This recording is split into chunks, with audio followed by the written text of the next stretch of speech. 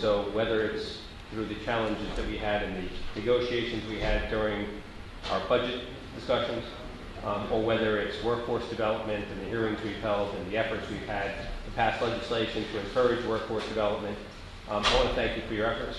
I want to congratulate the governor on his appointment, and I'm looking forward to not only voting for your appointment on the floor, but working with you as we go forward. Thank you very much. I appreciate that. Senator Stavisky. Good afternoon. Good afternoon. I met the, now, hopefully we're going to take the word acting away. You know, you're I've always been an actor. You're always been an actor. We like that. The word acting. I met soon-to-be Commissioner Reardon about 7 or 8 months ago.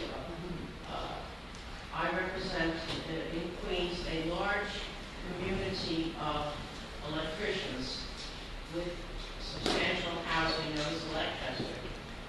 And this is local union number 3, IUW. They had their scholarship breakfast and the commissioner came. And the people there responded so positively because, for one thing, they related to her background, but also because she stayed for the program. And that was very important. That, to me, sent a message.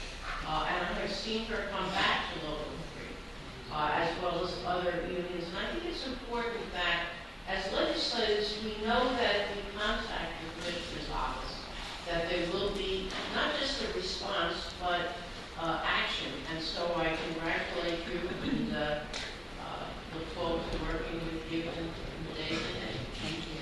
Thank you very much, Senator. Senator Perkins. You know, look what happened to other Screen Actors buildings. Yes, I know. On that subject of Screen Actors, I see your resume is rich with experience in the entertainment business. And one doesn't normally think of a commissioner of labor as being an actress or some of the other work you've done. So how do you bring that into what you're about to become as a commissioner of labor? Do you see that experience being useful? Thank you. You gave me a softball. I appreciate that. So I have said to people for a long time, because when I had an active career, and so literally I took this job, but it was my acting part of my portfolio was getting smaller because I was doing other things. I taught at Cornell CUNY, I did all kinds of stuff. But one of the things that actors do, they're very well trained to solve problems. So I'm an actor and I get a script, and what do I do with that script? I open it up, I read the whole thing, because I'm just a part of the script, I'm not it. Where do I fit in the story? What's my character doing? Why am I here? What does everybody else need? And what's the point of this, and why are we doing this? It is a great foundation for lots of other work in life, because we are, in many ways, I think in government, we are problem solvers. What is the issue? Who are the other players? Why are we together? And what are the pitfalls? What do I not know? What are the relationships that I need to protect and the relationships I need to build? And as you can tell, I love to talk. I'm a communicator. And I love working with people. So a lot of that comes out of spending my life as an actor running from audition to audition. But at the same time, I was a union president. So I didn't just work for me. I worked for 165,000 people. And I had to make sure that everybody had, what they needed to get from their union. They had the protections that the contract offered, but we had to solve those problems as well. And I know it's odd. I won't break into song in any meeting.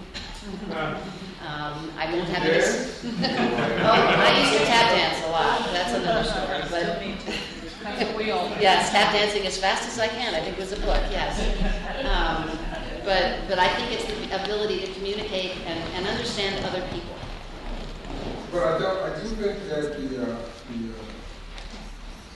opportunities in entertainment arena, the area apparently that you have some experience, may be a good avenue as well to try to develop and create some opportunities. Do you see that as a part of your portfolio or possibly? Sure. I mean, when I was working with the unions, I worked on the New York State Film and TV tax credit, starting back in 2002, actually, when it was first discussed. So we had a lot of conversations about that. And I know that there are mixed feelings about it, but I can tell you from the industry side, it has completely changed, not just recorded industry in New York City, the industry across the state, and it's created a tourist industry, interestingly enough. People come from around the world to New York City, and they want to go on tours to see where Sex and the City was filmed. And I was in a bar one night, and they said, "Oh, this is the bar where they filmed some movie." And there's a huge tourist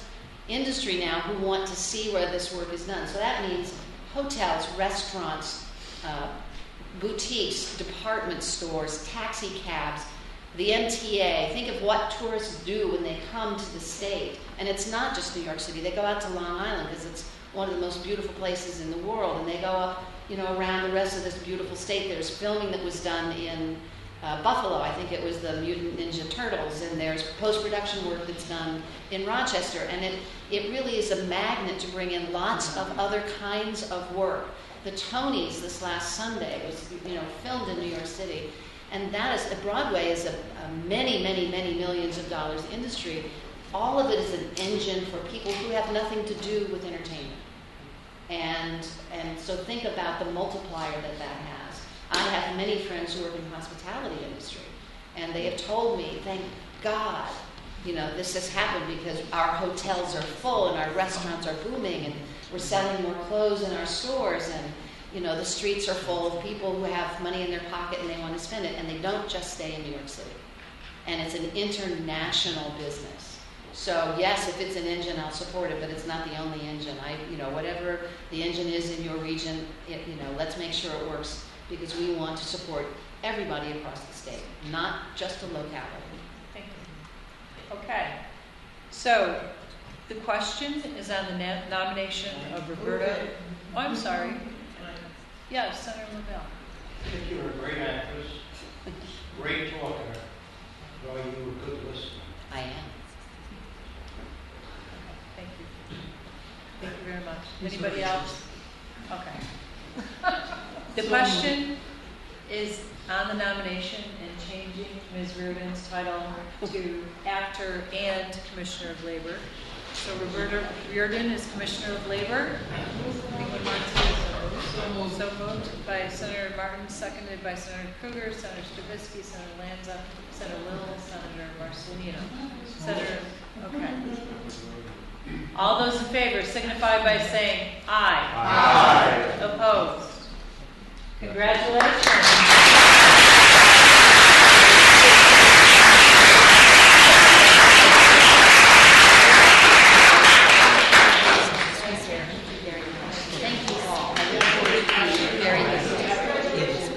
Thank you.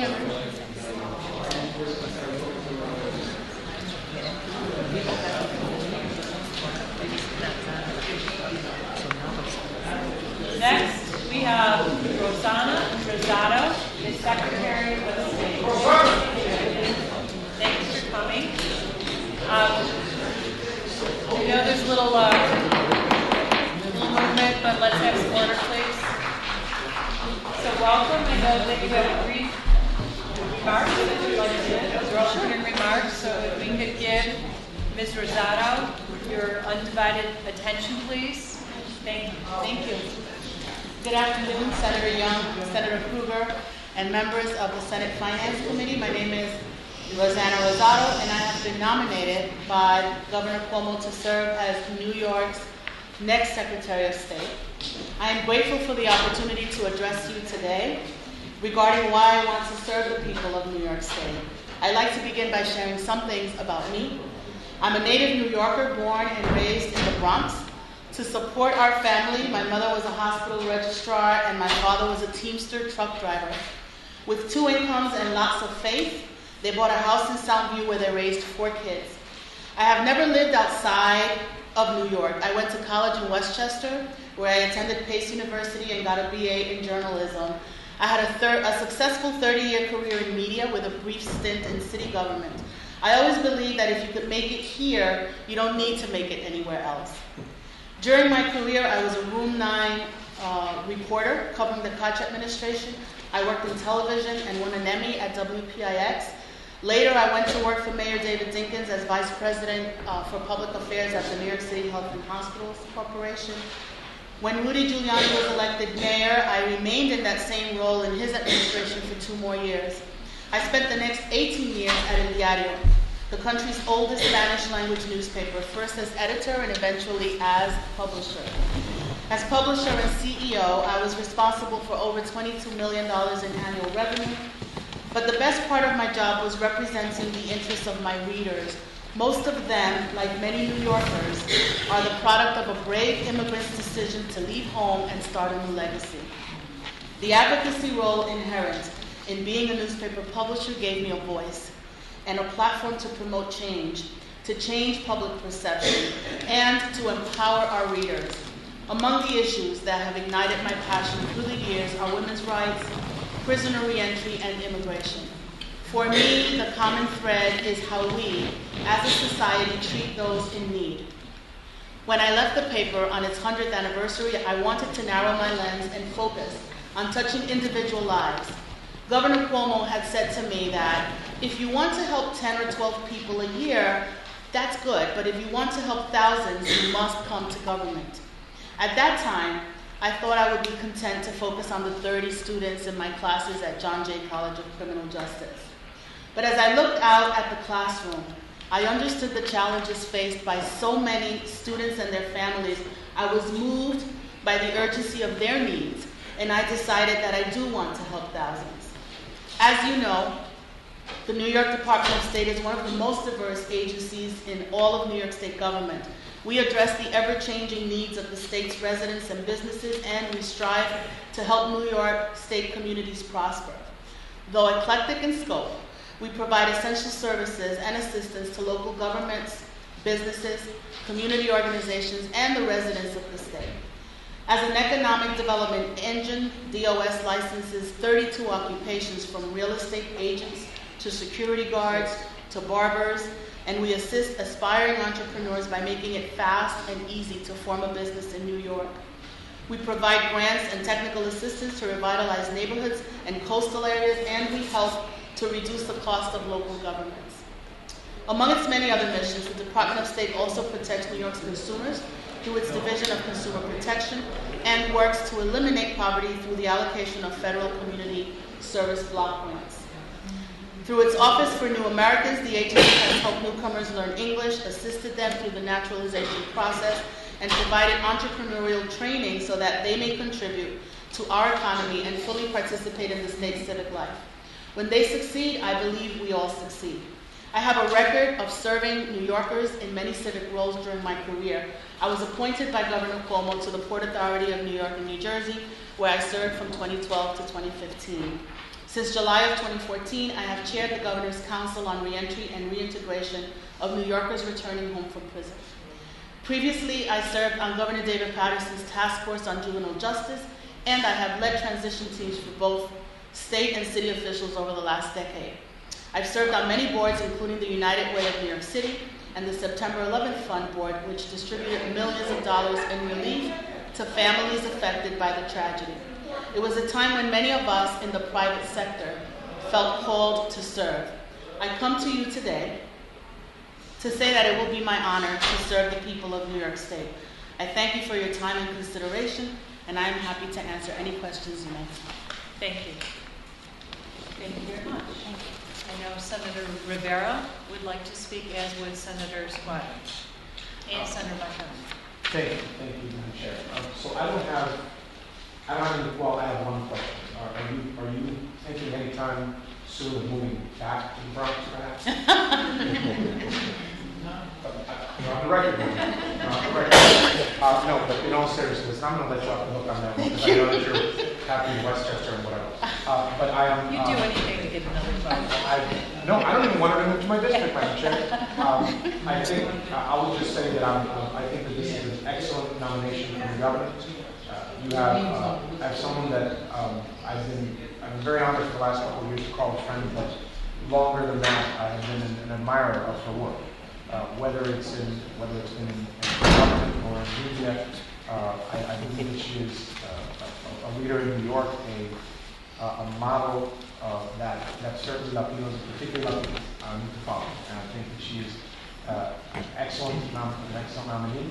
I think she's an excellent Secretary of State, and I look forward to working along with her to make sure that the agency that has already done a lot, that she mentioned, and do a lot more. So I'm very, very happy to be very, very supportive of the plan.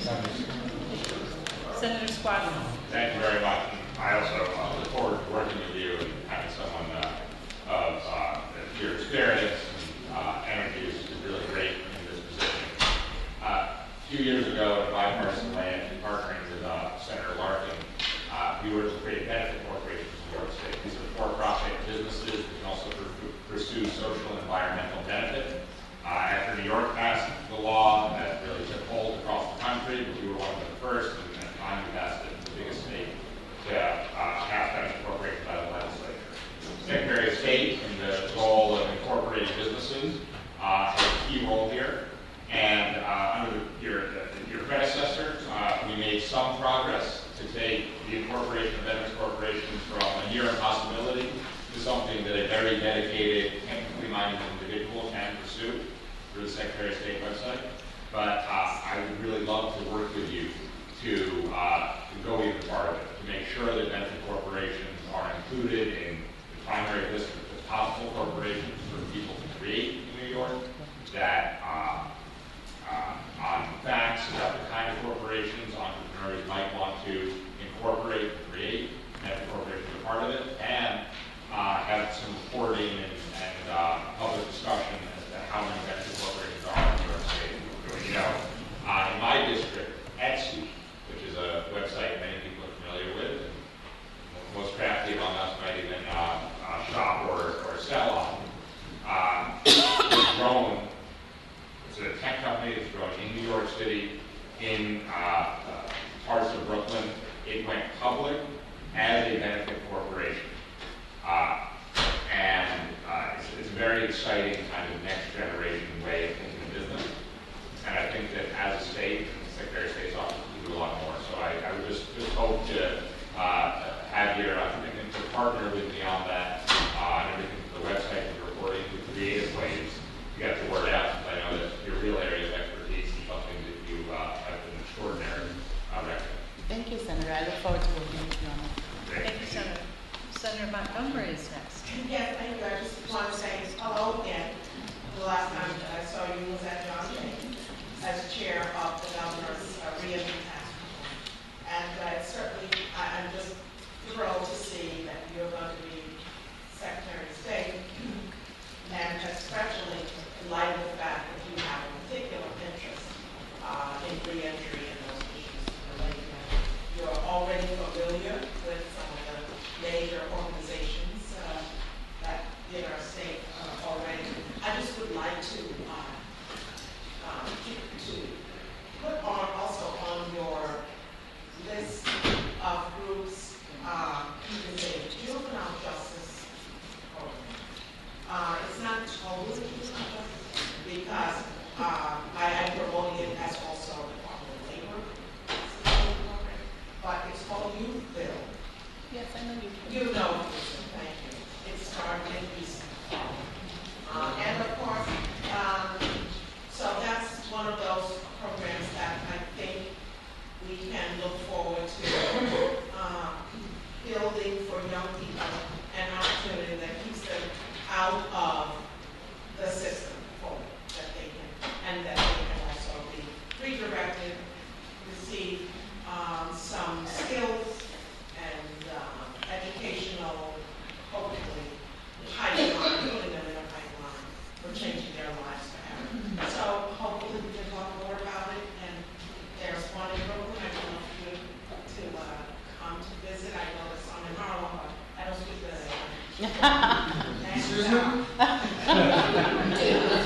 but they're also statewide, Yes. so it's not just the city that we're talking about. I look forward to that.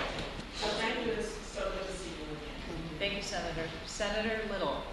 Thank you.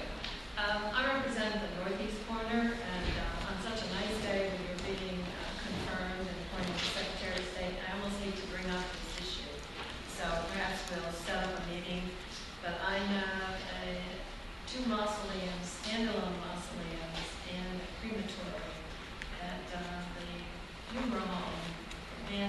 didn't fix, absolute mess. And 150 people at a meeting wanted to know what we're going to do with it. It's in receivership, needs $2 million worth of repairs. And it's, somehow, these people, nothing was done there in a long, long time. And there's like 400 to 800 clerks, these people buried there and still be buried there. So I will be meeting with you. It's not a great topic. That's okay. I'm familiar with the topic, The Senator. Secretary of State's office really has a huge, huge menu of areas of New York City to work with. So I look forward to meeting with you in the near future. We need to talk. As do I. I actually think we're in the process of setting that up. Okay, thank You you. knew it would be after session, but I'm familiar with the issue of the abandoned cemeteries. We have some ways in which we're able to help the local governments deal with that, and we're also looking to kind of focus a little more on the industry as a whole to see what we can do. It's not a new issue when it comes up. It is recurring in terms of the ability for the cemeteries to stay in business and to, when they run out of plots to sell. So, Well, these 2 mausoleums and the crematory were given to the 2 towns. And told them that, like a cemetery here, this is yours, you have to take care of it. Really huge expense. So I did get them some money in the budget for operating, but we have to do these repairs.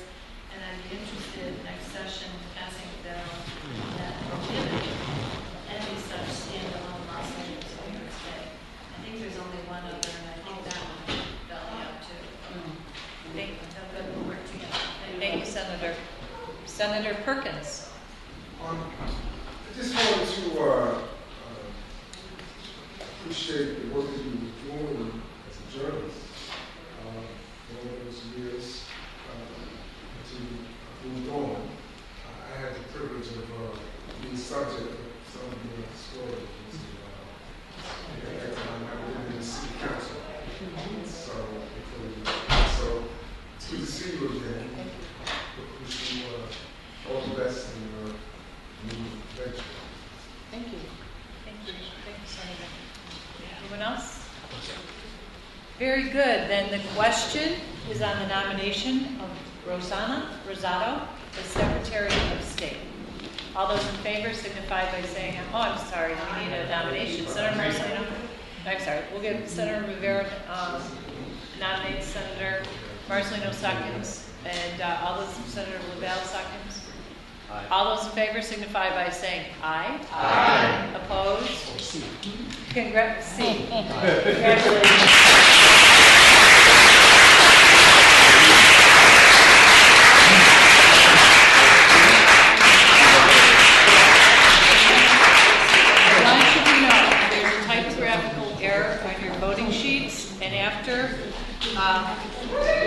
After Secretary Rosado's name, there is not a place to vote, but you can still mark yes next to her name. If you could please do that to make sure that her nomination is valid. Thank you. Right. Staff is working on that right now. Our next person to appear is Fernando Ferrer as a trustee of the City University of New York Board of Trustees.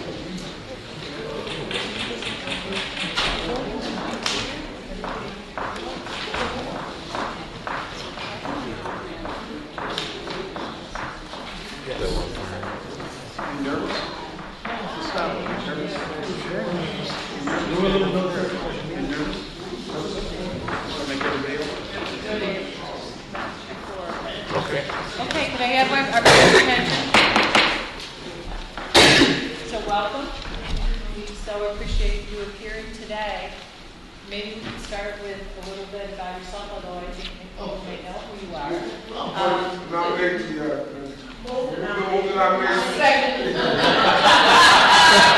I got a steamroll. Got a steamroll. Are they saying they want you to get brief? Is that it?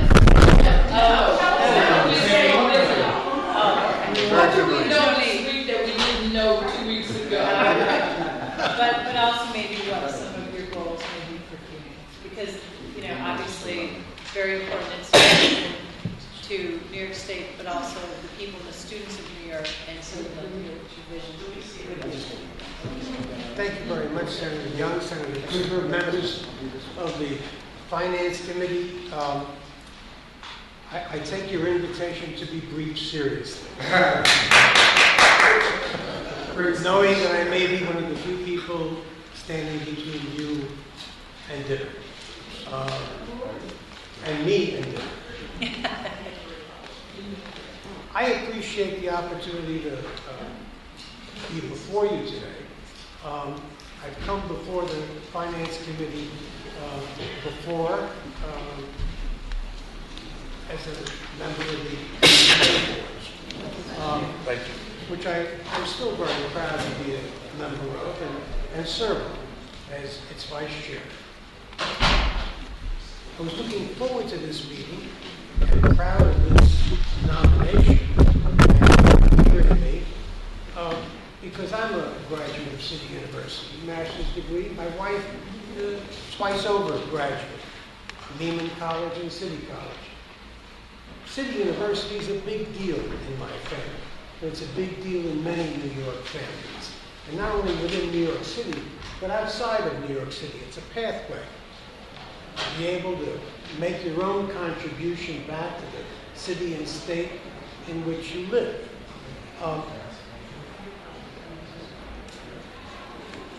Notice I didn't mention I got my bachelor's degree from City University. I almost did.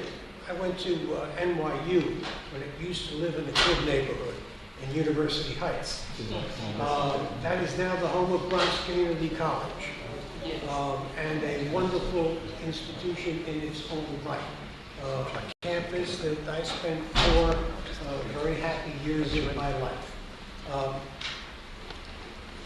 All those campuses in the Bronx had tremendous familiarity with, having served as a member of the City Council and as borough president together for nearly 20 years, funding their needs, working with them to try to strengthen their campuses, strengthen their offerings, and try to be a partner to their presidents and to their faculty and staff. Those are wonderful institutions. I think it's a new opportunity to give the entire City University a new direction,